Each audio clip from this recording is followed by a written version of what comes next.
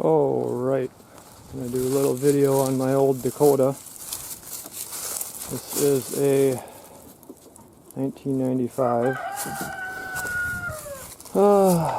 Had one of the biggest scares of my life. I was driving down the freeway. It wasn't a freeway, it was a one-lane road, and there was quite a bit of traffic. Cars probably a couple hundred feet behind me and in front of me, and my lights shut off. At the time I thought I smelled burning or kind of electrical, but I think that was just my senses over sensing scare mode.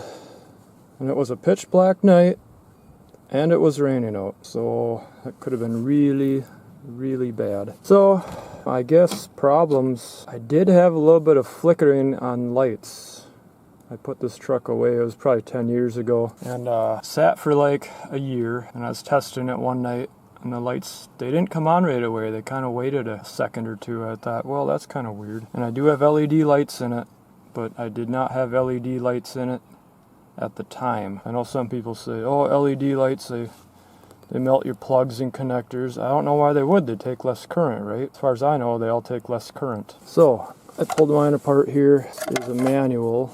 So it has this box. Let's see, I took this apart a couple days ago. Something like that.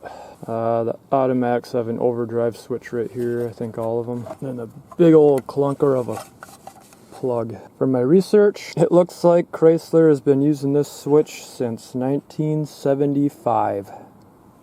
It's kind of hard to believe. Up to 2001 or so.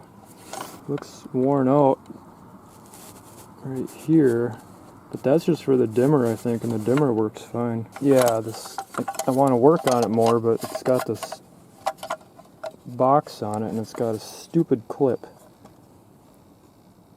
It's just I don't know what they call them clips, but man, do they hold. I'm pretty sure it's going to break that plastic tab. I guess some of these fixtures have that and some don't. It kind of sounds like from my research. I'm going to try and take that off, and then I'm going to mess with it a little bit more. I'm actually going to try and take it apart. Looks like there's a rivet. You can see from the other side better. 1, 2, 3 rivets. I'm going to try and drill them out, I think. I do not recommend doing this. I'm just doing it because I'm a curious cat. I like to see how things work and how they fail. Because I never drove this truck at night, hardly ever. So I don't know why the switch would be failing, unless the person before had me drove it at night a lot, which could be very likely. So I'm going to rip it apart in a little while here, and I'll show you what I find. I was checking out this plug again. I wanted to see if there's any melted debris in here. And from what I can tell, it looks good. Upon closer inspection, there is one terminal on here.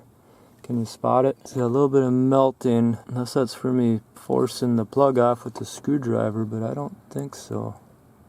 But it doesn't look like it affected it. I don't think it's a melt. I think it's from imperfection or trying to force off. And it doesn't smell like plastic. Usually when you have a plug with it's been getting too hot, usually you can smell it afterwards. In the workshop, and I was right about that little tension nut that pressed on one.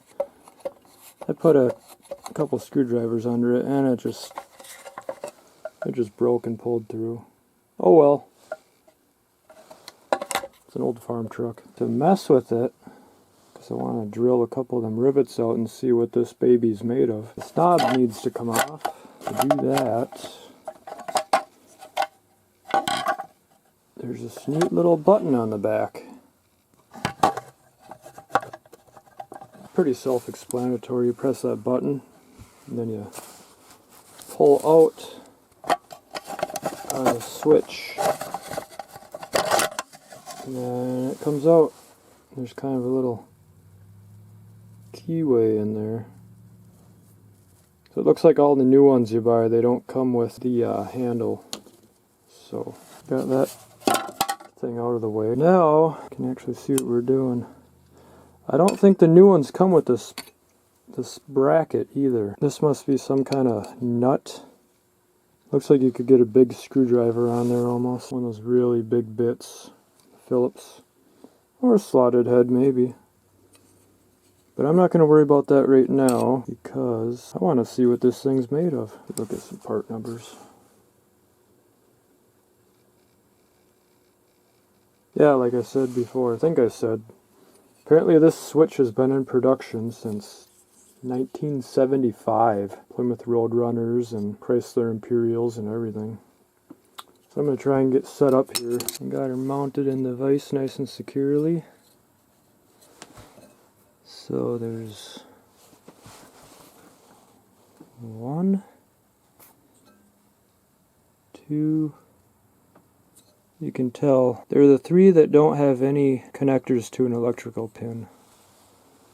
Like that's an electrical pin. My lighting's a little bit off. I had a light bulb burnout. Pick one that looks about the right size.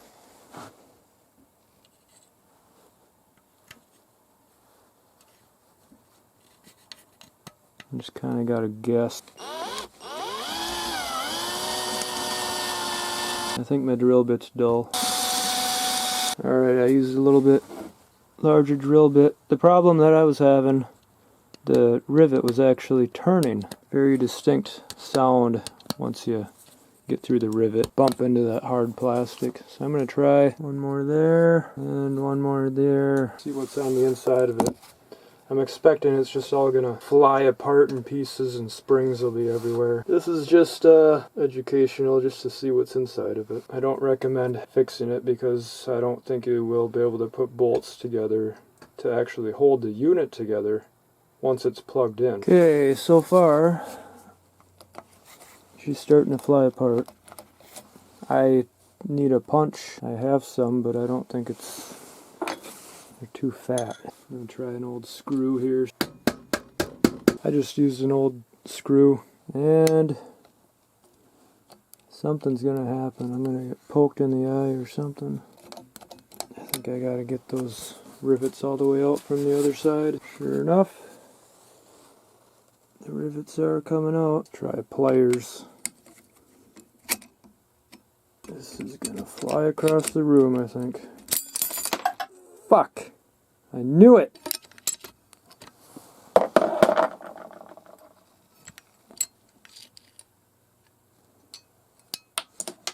So wherever any of those pieces were or went, I don't know. Unless I watch the video again, maybe I can see how it flew apart. There's another piece. That, I believe, was the dimmer switch. A little BB in there. Little detent ball. Looks pretty greasy in there. I see there's a main electricity electrode. Looks heavy duty, like on a well switch on a house. If you've ever seen one of those. Let's see what's in here.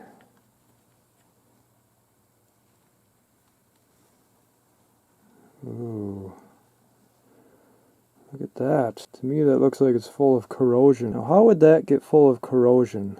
That doesn't make any sense to me. Just for experimental purposes, if I clean that up, that feels like it's fused. Nope. It moves. It looks like grease that has solidified, and the green tells me that it's corrosion. Oh, that must have been down here.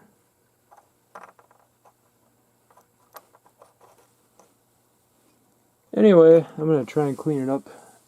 See if I can figure out how the pieces flew apart. Alrighty. I got her looking pretty nice. You can actually see the contacts. I'm pretty sure that was all old grease. I don't think it was corrosion. I think it was just dried out. I just used some emery cloth. Normal sandpaper probably worked too. Emery cloth is just heavier duty sandpaper. It was the closest thing to me, so that's what I grabbed. And this is the switch, I guess. Got that nice and clean. Copper contacts, it looks like. All I did was I used paper towel and got all that old grease out. Then I used the emery cloth on it. And all of those contacts were corroded except one. So that was kind of weird. So this will be interesting if this works. I'm going to try and put it together now. I do have grease, but for now I'm just gonna put it together without grease. Unless I got one more spot I can look. Maybe I'll dab a little bit in there. But this is just an experiment anyways. I re-looked at the video, and I think this is how it goes together, so I'm gonna detent ball That was right on top there, I guess. Here's where I'm at now. I just stuck the handle in. It appears to work. Here is the screws I'm using. Machine screws, I guess they call them. They're a little bit long. They should be trimmed off. These are replacing those rivets.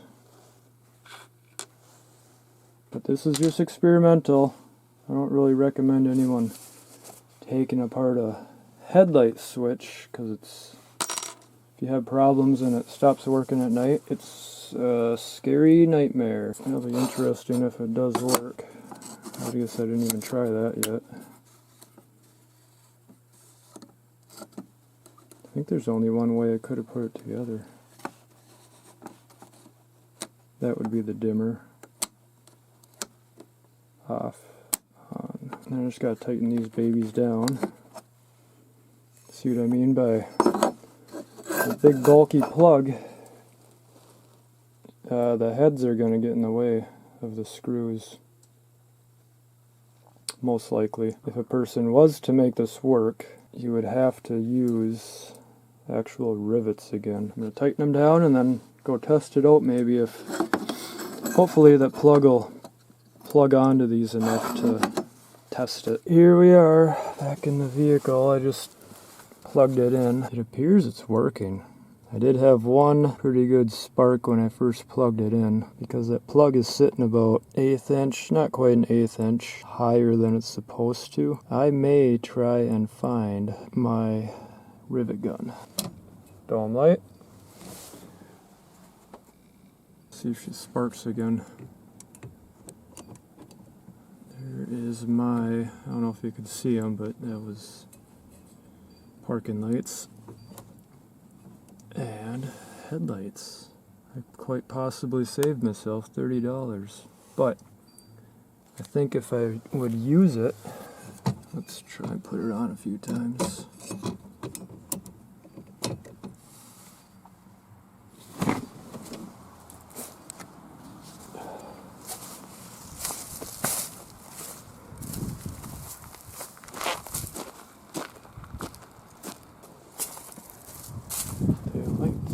It hasn't sparked since that first time, so I guess I would say that's a success. And those long screws don't even get close to any metal, so I could just put it in the way it is. So if I find a rivet gun, I would say it's a success. I did find a little bit of electrode grease for the terminals after I cleaned them. There you go. It is possible to fix the switch.